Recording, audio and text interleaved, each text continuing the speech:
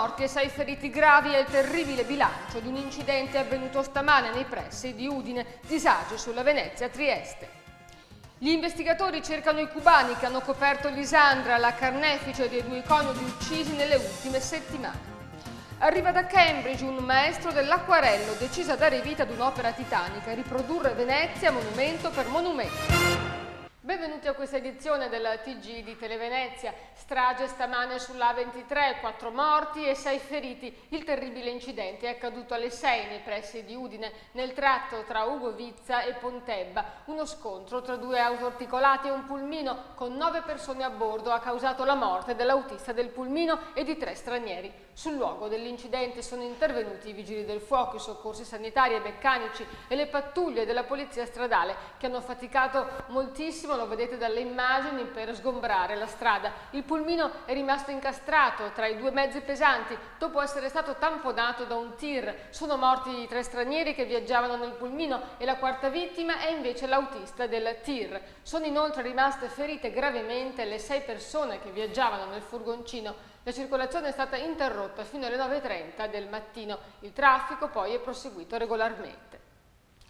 E intanto gli inquirenti continuano ad indagare sul massacro di Lignano. In particolare stanno cercando le persone che hanno aiutato Lisandra, l'omicida reo confessa, in quest'ultimo mese e che sapevano dell'orrendo delitto. Emergono nuovi dettagli sulla fuga di Lisandra, la ragazza che ha confessato di aver ucciso i coniugi di Lignano in Campania. Sarebbe stata portata dal fratellastro Riever nel Salernitano a Ponte Cagnano, dove vive una comunità di cubani ben integrata che spesso aiuta i connazionali in difficoltà. Gli investigatori stanno cercando di capire chi ha provato a coprire la 21enne, oltre alla cugina che l'ha ospitata e che sapeva dell'accaduto. Quando i carabinieri si sono presentati alla porta di casa per interrogare Lisandra, la parente ha cercato di depistarli, di dire che non c'era, mentre la ragazza stava cercando di fuggire. La cugina risiedeva da circa un anno nel paese dove 1 migliaio di cubani vive, esercitando l'attività di banconieri, baristi, insegnanti di danza, salsa e merengue soprattutto, e lavorando nei saloni di parrucchiere. In poco meno di un mese Lisandra, grazie agli aiuti, si era ben inserita nel contesto notturno della litoranea, la lunga strada fronte-mare che unisce Salerno a sud della provincia e che è costellata di locali di ogni genere, discoteche e ristoranti, e la ragazza lavorava in un chiacchierato night club, un locale già sequestrato e chiuso in passato. E ora l'economia, c'è tensione tra gli associati e il loro presidente della Confindustria veneziana, Giuseppe Brugnaro. Brugnaro è accusato di non impegnarsi a fondo per aiutare le imprese in questo momento difficile, di fortissima crisi, e finirà come una partita di basket a 86-72, cioè vincerà la Reyer di Brugnaro nei prossimi giorni. Vi aggiorneremo. Intanto oggi si è svolta l'assemblea della Confindustria e alcuni di questi associati non si sono presentati.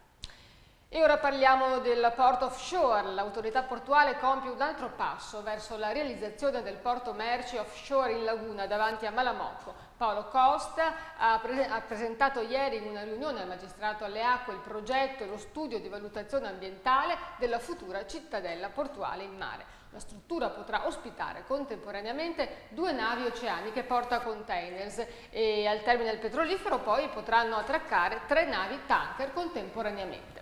Il liquido, secondo il progetto, dovrebbe andare in terraferma attraverso un oleodotto, mentre le merci dovrebbero venire posizionate su delle chiatte e dovrebbero entrare in laguna per raggiungere poi Porto Marghera. L'impatto ambientale è fatto di luci ed ombre. Alla modifica dell'habitat naturale si contrappone l'effetto positivo dell'esclusione delle portacontainers e delle petroliere dalla laguna, e poi ci dovrebbero essere anche dei riflessi sull'occupazione, sempre se arriveranno i fondi per la costruzione di questo porto che dovrebbe costare svariati milioni. E ora parliamo dell'università che invece si vede ridurre le risorse e l'Ateneo ridimensiona il polo scientifico di Via Torino e si concentra su Venezia. Ca' Foscari ridimensiona le sue ambizioni su Via Torino. Il polo scientifico potrà contare su una superficie meno vasta. L'università ha deciso di cedere 2 aree edificabili alla Camera di Commercio, che realizzerà la sua sede di terraferma e un centro studi. Con i fondi ricavati dalla cessione, l'Ateneo realizzerà il quinto edificio previsto nell'ex macello, accanto ai 4 in costruzione e che saranno pronti nel marzo del 2013, e un centro per la residenza studentesca da 200 posti letto. A Mestre è già attivo il corso di laurea in informatica. In realtà l'attuale rettore Carlo Carraro, contando su meno risorse, ha deciso di puntare sul radicamento dell'Ateneo nel centro storico veneziano, sfruttandone il marchio e il fascino, anche per nuove relazioni internazionali. Per questo è in fase di completamento il polo di economia di San Giobbe, a cui sarà abbinato un centro per la residenza studentesca da 250 posti e un altro a Santa Marta. Il ridimensionamento di Mestre è anche legato al progetto di agire in squadra con il vicino Parco Scientifico e Tecnologico Vega e anche con il progetto, dunque, di usare le sue strutture. E disagi da domani per chi viaggia sui treni regionali di media e lunga percorrenza nel Veneto. Nei giorni 22, 23, 29 e 30 settembre e poi 13 e 14 ottobre saranno aperti i cantieri per la sostituzione di 3 delle attuali 6 travate del ponte ferroviario sul fiume Piave e dunque tra le stazioni di Quarto d'Altino e San Donà di Piave il traffico ferroviario sarà sospeso su 1 o 2 binari e i treni transiteranno a senso unico alternato. Sono previste cancellazioni e deviazioni di percorso, servizi sostitutivi e ritardi programmati e a cascata i disagi dovrebbero ricadere anche sulla linea diretta a Milano e a Roma. Inoltre disagi anche per gli automobilisti in questo fine settimana dalle 19 del 22 alle 10 di domenica. Saranno chiusi alcuni tratti tra la tangenziale di Mestre e Sant'Anna di Piave per i lavori di costruzione della terza corsia. E a proposito di mobilità e di trasporti, Italia CTV nel Milanese lo hanno messo in ginocchio. Gli utenti hanno raccolto oltre 2.300 firme in 5 giorni per denunciare il calo dei collegamenti. Maerne è isolata, dicono, salire in autobus è un'impresa, si lamentano gli utenti. Arrivano i bus da Noale già con la gente stipata e le porte non si chiudono nemmeno. Sono in ginocchio soprattutto gli studenti e gli anziani che chiedono che il 21 passi almeno ogni ora e che si usino gli autosnodati almeno nelle ore di punta. L'avvio di una circolare interna che mette in collegamento le frazioni e consente di raggiungere altre fermate non è bastato perché si limita a 8 corse. E ora la provincia, dove stamane è stato inaugurato il sottopasso della rotatoria Picchi. Lo vedete nelle immagini, uno snodo fondamentale per ridurre le lunghe code che ogni estate si formano tra i pendolari del mare per raggiungere Jesolo. Il sottopasso ha una larghezza di 11 metri, mentre la rotonda ha un diametro di ben 150 metri. L'opera è costata 10.500.000 euro, di cui oltre 7 milioni sono stati forniti dalla Regione Veneto e 1.600.000 dalla provincia di Venezia. E ora uno sguardo all'area metropolitana e poi alcuni servizi di cultura e anche di una proposta per il fine settimana. Occupiamoci dell'area metropolitana, iniziamo dalla provincia di Venezia con uno sguardo alla stagione appena trascorsa e un occhio a quella che sta per iniziare. In tema di turismo sostenibile, i camping di Cavallino Treporti danno lezione a tutta Europa. A dimostrarlo sono prima di tutto i dati sui flussi che evidenziano un costante aumento dei turisti nel settore extra-alberghiero, ovvero il 34% degli arrivi e il 58% delle presenze provinciali sia nel 2011 sia nel primo semestre del 2012. Come ha dichiarato l'assessore provinciale Giorgia Andreuzza, alcuni camping come il Marina di Venezia o l'Union Lido sono già all'avanguardia a livello internazionale. Ora spetta al Comune incentivare lo sviluppo sostenibile sul territorio, in virtù anche di quel 1.200.000 euro già incassati con la tassa di soggiorno. Dopo la pausa estiva torna il mercatino dell'antiquariato di Dolo e punta tutto sulla qualità, come del resto è giusto che sia l'unico appuntamento in Riviera dedicato all'antiquariato. Niente pacottiglia cinese, ma soltanto articoli pregiati e di manifattura italiana, così ha annunciato il vicepresidente dell'Ascom Riviera Umberto Cogno. Il mercatino si terrà come sempre ogni quarta domenica del mese nella zona di Piazza Cantiere e dello Squero, a partire da domenica 23 settembre. Completamente rinnovati gli stand con nuove coperture che miglioreranno l'estetica nel suo insieme. I patiti del vintage avranno insomma di che divertirsi. Ci spostiamo ora nella Marca Trevigiana per una rapida carrellata attraverso vari comparti accomunati purtroppo da difficoltà economiche e sofferenze sociali. Dall'inizio dell'anno ad oggi una valanga di fallimenti sta travolgendo l'economia trevigiana. Sono in totale 141 le ditte per le quali sono state aperte le procedure fallimentari in tribunale. Di queste 37 si trovano nella Sinistra Piave, 14 nell'Opitergino Mottense. A soffrire sono soprattutto quelle del comparto del mobile e dell'arredamento, comprese le più grosse come la Triveneta o la GDS Group. Ma le difficoltà investono anche altre tipologie di esercizi commerciali, come le concessionarie automobilistiche e le ditte di abbigliamento. Nel Trevigiano, un terzo dei trattori in circolazione non rispetta le norme di sicurezza, vale a dire 10.000 su un totale di circa 30.000. Macchine vecchie, senza cinture o senza meccanismo antiribaltamento. Gli agricoltori corrono grossi rischi. La denuncia avviene dallo Spisal dell'ULSS 7, che sottolinea come da gennaio scorso già 3 persone abbiano perso la vita schiacciate dal loro trattore. Sono perciò previsti dei corsi di formazione per la messa a norma dei mezzi agricoli, soprattutto di quelli più vecchi. E andiamo nel Padovano per parlare di tempo libero e di una sperimentazione anticrisi quasi obbligata.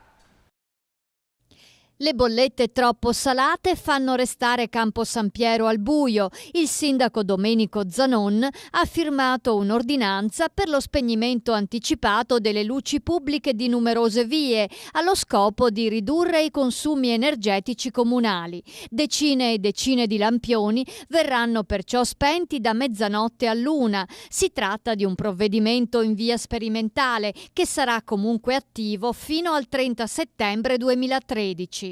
L'elenco delle vie che resteranno al buio è piuttosto lungo e comprende anche la nuova circonvallazione. Piazzola sul Brenta dedica una mostra antologica a Saverio Barbaro, uno dei più importanti artisti figurativi italiani. Fino al 30 settembre Villa Contarini ospiterà una 60ina di opere realizzate dal 1949 al 2011. Saverio Barbaro è nato a Venezia nel 1924, ha vissuto per lunghi periodi a Parigi e a Nizza e ha viaggiato molto in Africa e in Medio Oriente, dove ha approfondito il suo interesse per la civiltà e la cultura arabo-islamica, di forte ispirazione per la sua produzione pittorica. L'ingresso alla mostra è libero. E ora la proposta per questo fine settimana, un giro gratuito alla scoperta delle isole della Laguna. Sarà possibile grazie alla seconda edizione di Isole in Rete, il festival dedicato alle isole veneziane. Tutti i dettagli nel servizio. La Certosa, Murano, San Giacomo in Paludo, Mazzorbo e Mazzorbetto, Torcello, Burano e Sant'Erasmo saranno le isole della Laguna Nord che sabato 22 e domenica 23 settembre verranno collegate direttamente con la linea straordinaria di navigazione Parco della Laguna, che partirà ogni 20 minuti dai giardini della Biennale. Questo grazie a Isole in Rete, Festival delle Isole Veneziane, organizzato dall'Istituto Parco della Laguna col supporto della Municipalità di Venezia, Murano e Burano. Lo scopo è quello di valorizzare le realtà pubbliche e private attive sulle diverse isole, promuovendo la conoscenza del patrimonio lagunare. Davvero tante le proposte di questa seconda edizione. Si potrà partecipare ad escursioni in barca, gite naturalistiche, visite archeologiche, incontri e spettacoli. Anche il cibo è stato concepito in maniera condivisa. I partecipanti potranno infatti prenotare pranzi e cene organizzati alle isole di Mazzorbetto, Certosa e Burano, oppure al buffet serale alla Serra dei Giardini di Castello. Proprio qui, domenica alle 19, si terrà la presentazione della guida Dalla terra e dall'acqua, itinerari nel paesaggio della Laguna di Venezia, un volumetto con percorsi pensati per il turista consapevole, lento e rispettoso dei luoghi, che ha come mete Sant'Erasmo, Mazzorbo, Torcello e Certosa, ma anche un itinerario dall'acqua attraverso i luoghi di pesca della Laguna Nord. Il programma completo è disponibile disponibile in internet su isoleinrete2012.wordpress.com oppure su www.parcolagunavenezia.it. E ora vi portiamo ai magazzini del Sale per visitare una mostra dedicata all'area marciana. L'autore è Adrian Turkel, un artista che vive a Cambridge e che ha deciso di ritrarre uno a uno tutti i sestieri di Venezia monumento per monumento. Si parte, come abbiamo detto, dal cuore della città, da San Marco. La vedo molto diversa, tutte le volte è diversa, la luce è diversa, è sempre una sfida, è un'opportunità di fare qualcosa di migliore. C'è un momento magico nell'arco di un giorno, quando la luce non colpisce le cose ma le accarezza, ammorbidendone i contorni e scaldando i colori. È l'attimo della rivelazione, un breve incanto che un artista sensibile come Adrian Turkel coglie in tutto il suo splendore, con la velocità ininterrotta di un segno e pochissime gocce distillate di malva, arancio e turchese. L'arte dell'acquarello, diciamo, è più Venezia che si può, perché anche i grandi pittori inglesi, diciamo, sono stati ispirati dall'acqua, dal splendore dell'acqua e dal rifletto, e insieme con il sole sono riusciti a mettere questi colori di Venezia che poi mi hanno appassionato da quando ero piccolo. La volatile arte dell'acquarello che Adrian Turkel, inglese di Cambridge, ama esercitare en plein air tra Calli e Campielli, viene ora applicata ad un progetto sistematico di racconto, Venezia, sestiere per sestiere. L'idea è di riuscire, in tanti anni che devono seguire, di finire un bel libro su Venezia, su tutti i sestieri di Venezia, con mostre legate tutti i 2 anni alla Biennale d'Architettura, presentando tutte le bellezze di ciascun sestiere e anche, se riusciamo, alla fine fare anche i possedimenti vecchi di Venezia nell'Adriatico e più in là. L'itinerario non poteva che iniziare da San Marco. Gli edifici monumentali della piazza precipitano nell'alambicco di Turkel, riemergendo in miniature dai tratti essenziali e poetici. L'architettura di San Marco io la vedo con un occhio, diciamo, di più lontano e la riduco minimalisticamente al minimo, come dice la parola, arrivando a fare quello che uno vede con gli occhi intrachiusi, è solo l'essenziale, e rimane che il visitatore anche può vedere quello che non si vede con i suoi occhi, o immaginarlo e continuarlo, fare quello che lui si ricorda della sua propria memoria.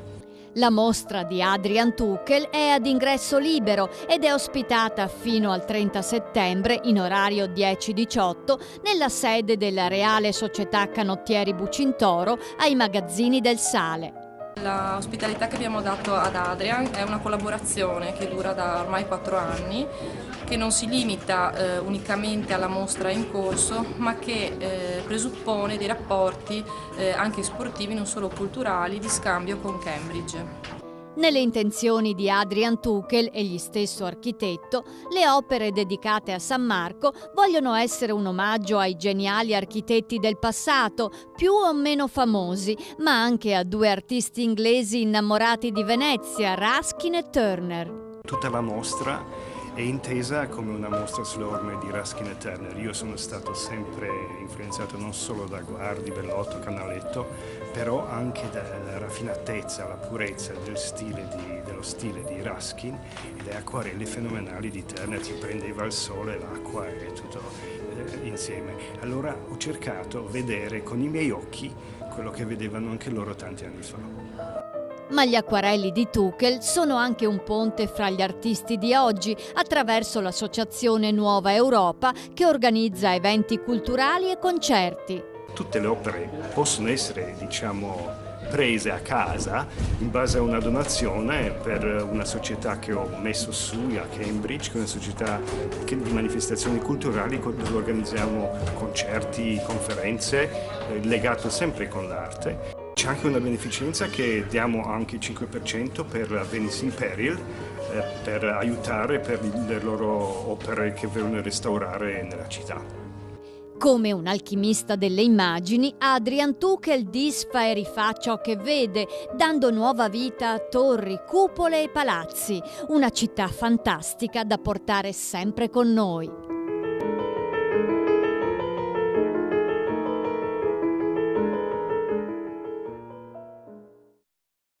E ora il consueto spazio del venerdì riservato allo Zoom del Gazzettino. Sono andata nella redazione, negli studi di Radio Venezia e con Marco Bampa, il vice capo servizio del Gazzettino, abbiamo analizzato le notizie più importanti della settimana.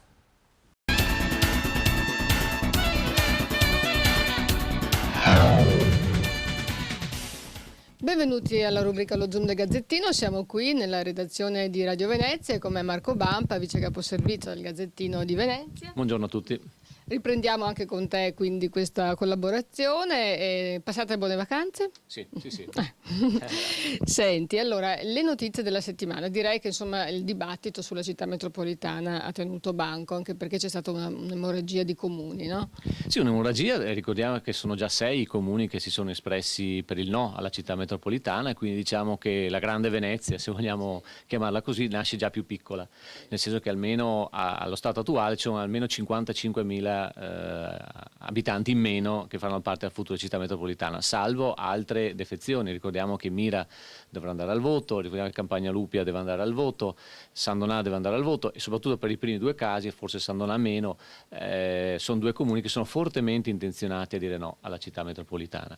Poi ci sono però alcuni comuni che potrebbero dire sì, e anzi l'appello del sindaco di Venezia è anche verso comuni che appartengono ad altre province che potrebbero aderire all'area metropolitana, considerato che l'Ocse dice che è un grande motore di sviluppo, che nel futuro attirerà molte persone e molti capitali. Saranno entro il 2050 saranno le aree metropolitane a concentrare la maggior parte della popolazione. E delle risorse che sono connesse a quello. Sì, diciamo c'è anche la campagna acquisti da parte del Comune di Venezia, ci sono delle trattative, insomma c'è un dialogo in corso con Mogliano, col sindaco Azzolini, che si è visto anche di persona con il sindaco Orsoni. Questo lascia presupporre che effettivamente ci sia in ballo anche l'eventuale annessione di Mogliano, adesso che è un territorio, si sa, che è confinante con Mestre, è quasi un prolungamento di Mestre, ci sono molti contatti quotidiani, ci sono dei servizi in comune, dalla raccolta dei rifiuti ai trasporti, insomma non sarebbe illogica un'annessione di Mogliano, insomma. Ecco, ma perché i comuni se ne vogliono andare? Per questioni politiche, no? Centrodestra, centrosinistra?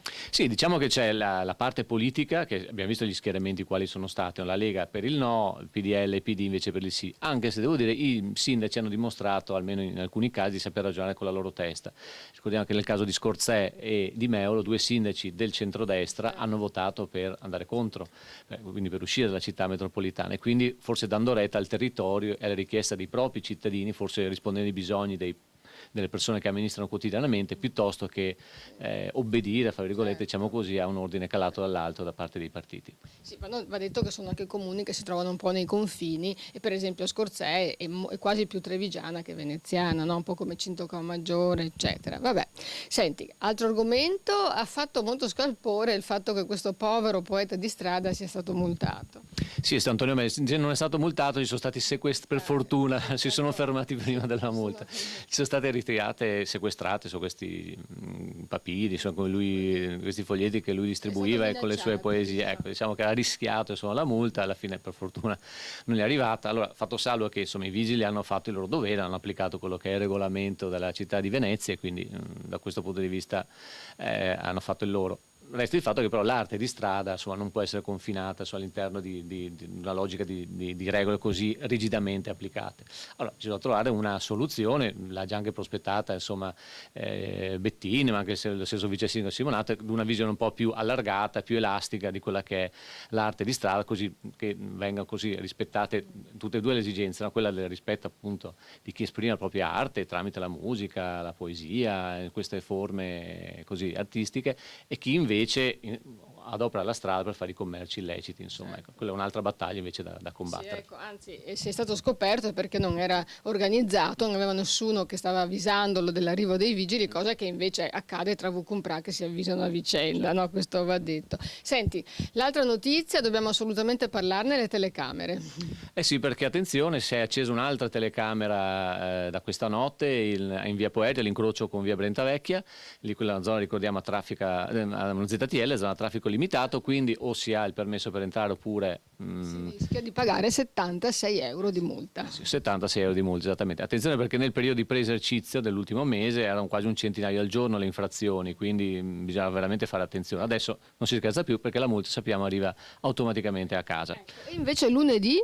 E lunedì invece altra telecamera si accende, in questo caso si chiama Velocar, un sistema diverso, all'incrocio tra via Piave e la stazione. E lì verranno sanzionati i passaggi con il rosso, ma attenzione perché verrà sanzionato anche chi supera la linea di arresto davanti al semaforo, che comporta la multa e anche 2 punti parità di 2 punti sulla patente. Insomma. Questo per evitare di infastidire le manovre degli autobus. Mi raccomando, sono 156 euro di multa. Eh sì, quindi attenzione, insomma, in questi tempi di crisi, insomma, occhio, insomma, al rosso e alla linea di arresto. Ecco, benissimo, direi che possiamo concludere qui questa nostra rubrica per oggi.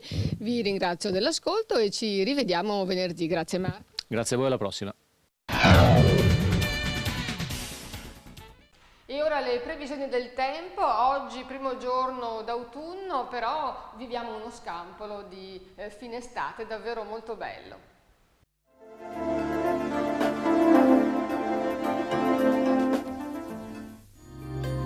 Tempo in prevalenza stabile per tutto il fine settimana. Da lunedì un flusso di aria umida porterà nubi e forse pioggia. Sabato 22 settembre, cielo sereno o poco nuvoloso, temperature in lieve aumento, mare da poco mosso a mosso. Domenica 23 settembre, parzialmente soleggiato con nubi basse e qualche foschia al mattino, valori ancora in rialzo, con minime intorno ai 17 gradi, mare da poco mosso a mosso. Lunedì 24 settembre, tempo a tratti instabile con nuvolosità diffusa e possibili rovesci sparsi nel pomeriggio, minime in aumento, massime invariate. Martedì 25 settembre, nuvoloso o molto nuvoloso al mattino, in attenuazione nel corso della giornata, minime stazionarie, massime in salita, comprese fra i 18 e i 26 gradi. La marea di sabato 22 settembre è normale, la massima alle 15 55 cm, la minima alle 23 10 cm.